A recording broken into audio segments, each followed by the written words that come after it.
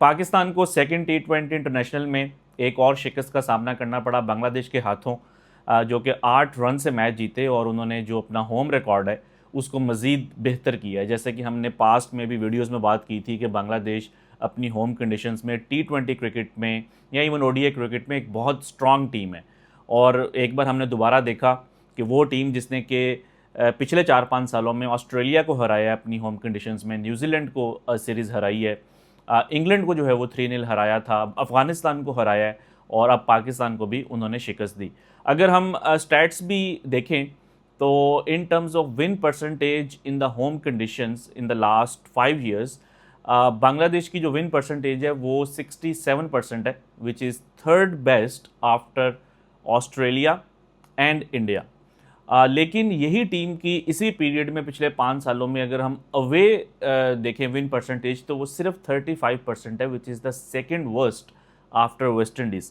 तो एक ऐसी टीम है बांग्लादेश जिसने कि आउटसाइड ऑफ होम कंडीशंस हमेशा स्ट्रगल किया है।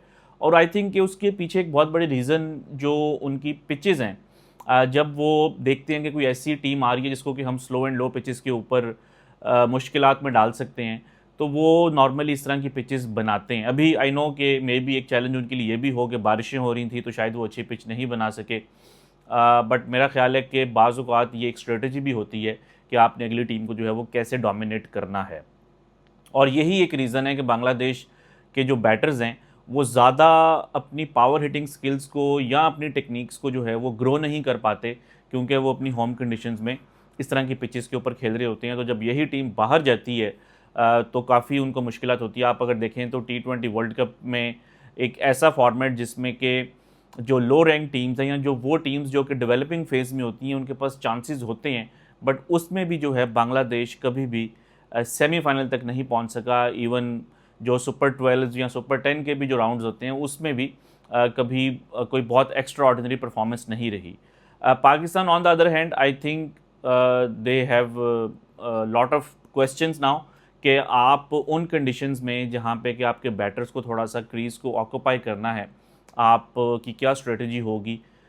ठीक है, आपने एक डिफरेंट बैटिंग स्टाइल जो है वो अपनाया है जिसमें कि आपने ज़्यादा अटैक करना है, हाई रिस्क क्रिकेट खेलनी है, ज़्यादा इंटेंट के साथ खेलना है, पावर हिटिंग करनी है, but there will be days, जैसा कि हमने अभी देखा है कि ऐसे आपको इंटरनेशनल मैचेस में भी कई जो है वो पिचेस मिल सकती हैं जहाँ पे कि आपने थोड़ा सा मोहतात होकर खेलना है।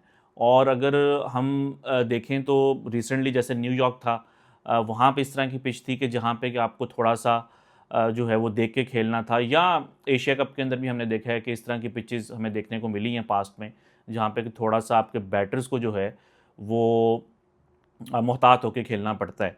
तो आई थिंक कि ये जो पाकिस्तान की सीरीज़ थी इसमें अगर आप सिर्फ सिलेक्शन की बात करें तो वो थोड़ा सा अनफेयर होगा। आई थिंक पाकिस्तान सिर्फ सिलेक्शन की वजह से ये मैच नहीं हारा। नॉर्मली होता ये है कि पाकिस्तान मैच जीते या हारे उसके बाद अक्सर जो बात हो रही होती है वो सिलेक्शन के पॉइंट ऑफ व्यू से हो रही होती है। अगर जीतते हैं तो कहते हैं कि भाई देखो कितनी अच्छी सिलेक्शन थी, ये बेस्ट प्लेयर्स थे, और अगर हार जाएँ तो फिर जो प्लेयर्स आपने ड्रॉप किए होते हैं वो आपको अच्छे लगना शुरू हो जाते हैं। और अभी भी आप देखें तो कई जगहों पे ये बात हो रही होगी कि बाबर को लेकर आएँ, रिजवान को लेकर आएँ, शाहीन को लेकर आएँ, which is fine. I mean जिस तरह के वो प्लेयर्स हैं कहीं ना कहीं उनकी इस T20 टीम में जगह बनेगी। बट पाकिस्तान ये सीरीज़ सिर्फ इस वजह से नहीं हारा कि आपकी जो सिलेक्शन थी वो जो है ठीक नहीं हुई थी, क्योंकि जब ये प्लेयर्स जिनका मैंने नाम लिया जब पास्ट में थे, आप जिम्बाब्वे से भी हारे हुए हैं, आप अफ़गानिस्तान से एक मैच सिर्फ इस वजह से जीते थे कि एंड पे आके नसीम शाह ने 2 छक्के मार दिए थे, और भी कई इस तरह के लो की मैचेस जो हैं जिम्बाब्वे के अगेंस्ट बायलैटरल सीरीज़ में भी आप जो है वो हारे हुए हैं।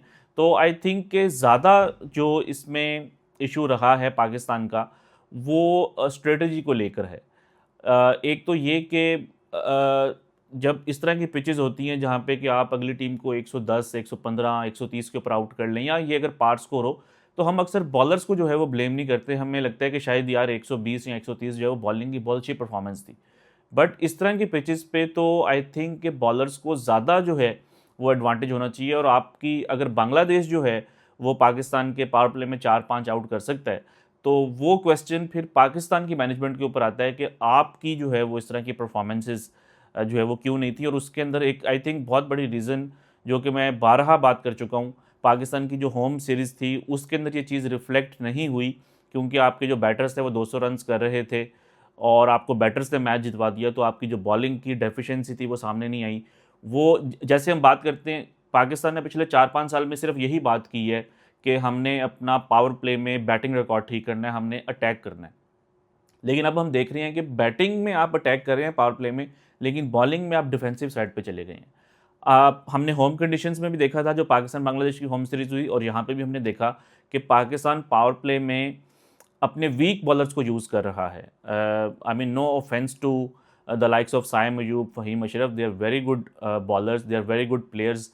जब हम उनका ओवरऑल देखते हैं करियर, बैटिंग भी अच्छी कर लेते हैं, बॉलिंग भी अच्छी कर लेते हैं, बट आपकी टीम के मेन बॉलर्स नहीं हैं। ना फ़हीम अशरफ, आपके जो आप कह लें कि आपके 3 जो स्ट्राइक बॉलर्स होते हैं, 3 या 4, फ़हीम जो है वो उनमें नहीं आते, साइम भी उनमें नहीं आते।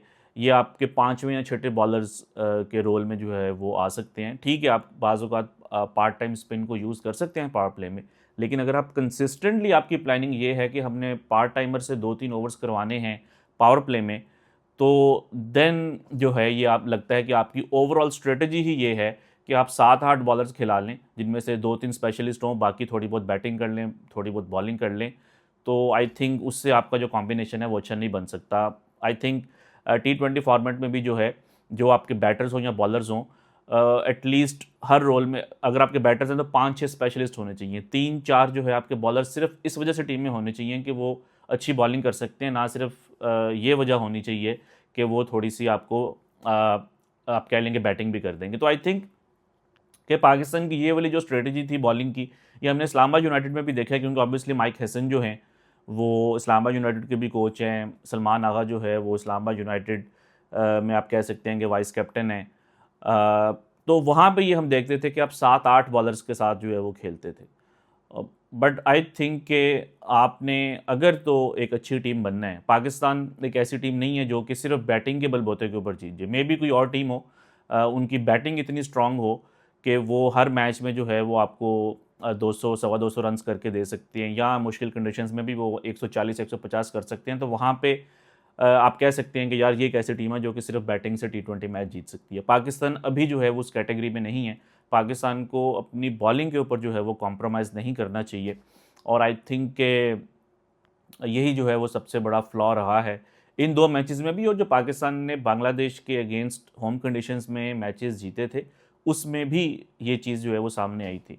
आप कोई भी आपके जो 4-5 दुनिया जो आपकी कंट्री में बेस्ट फास्ट बॉलर्स हैं वो आपके स्क्वाड में होने चाहिए, और उन्हीं को जो है वो पावर प्ले में बॉलिंग करनी चाहिए। मे बी आप कभी ओकेजनली जो है किसी पार्ट टाइमर को यूज़ कर लें, बट आपकी ये ओवरऑल जो है वो स्ट्रेटजी आई थिंक कि नहीं होनी चाहिए। दूसरा आई थिंक कि यहाँ पे बात करना होगी कि क्या जो दूसरे प्लेयर्स जो कि इस टाइम टीम में नहीं थे, क्या उनको होना चाहिए? तो मैंने तो पहले भी ये बात की थी कि पाकिस्तान को एक मज़ीद ऐसे बैटर की रिक्वायरमेंट है इस स्क्वाड के अंदर, जो कि थोड़ा-सा इनिंग्स को होल्ड कर सके।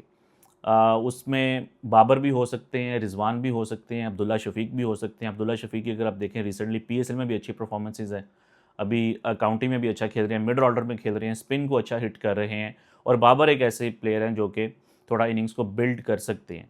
But that does not mean कि आप इन तीनों को जो है वो एक साथ टीम में ले आएँ और तीनों को आप 11 में डाल दें। बट इनमें से एक प्लेयर आई थिंक कि कहीं न कहीं उसके स्क्वाड में जगह बनती है, और मे बी प्लेइंग 11 में भी आपको उसको लाना पड़े जब आप T20 वर्ल्ड कप खेलेंगे। श्रीलंका में अगर आपको किस तरह की पिच मिल गई, या UAE में एशिया कप में अगर आपको किस तरह की पिच मिल जाती है, तो आई थिंक कि पाकिस्तान को थोड़ा-सा इस स्ट्रेटजी को जो है वो रिकंसिडर करना होगा, कि क्योंकि अगले जो मैचेज़ हैं वो उस तरह की कंडीशंस में हैं जहाँ पे कि आप सवा 200 250 रन शायद आप एक्सपेक्ट ना करें। तो कहीं न कहीं जो है वो एक आपको मज़ीद एक ऐसे बैटर की ज़रूरत है जो थोड़ा-सा इनिंग्स को एंकर भी कर सके और हिटिंग भी कर सके। आई पर्सनली थिंक कि अभी उसमें जो बेस्ट ऑप्शन नज़र आ रही है वो मे बी अब्दुल्ला शफ़ीक है, सेकंड नंबर के ऊपर मे बी बाबर आज़म है। या अगर तो आपकी ये प्लानिंग है कि आपने टॉप ऑर्डर में जो है उस प्लेयर को खिलाना है, then number 1 option is Babar Azam and second is Abdullah Shafiq.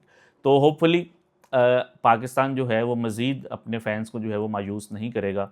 एक मैच जो है वो जीत के थोड़ा-सा आप कह लें कि एक आपको कॉन्फिडेंस आएगा अगर आप आखिरी मैच जीत जाते हैं। इवन दो कि अब सीरीज़ हार गए हैं, बट उससे फिर जो अगली सीरीज़ है उसमें थोड़ा-सा आपका जो वो मोमेंटम है वो बिल्ड हो जाता है कि यार ये हमारा एक विनिंग कॉम्बिनेशन था, हम इसको जो है वो कैरी कर सकते हैं। तो इसके बाद पाकिस्तान को वेस्ट इंडीज़ में भी 3 T20 इंटरनेशनल्स खेलना है, 3 ODIs भी होंगे।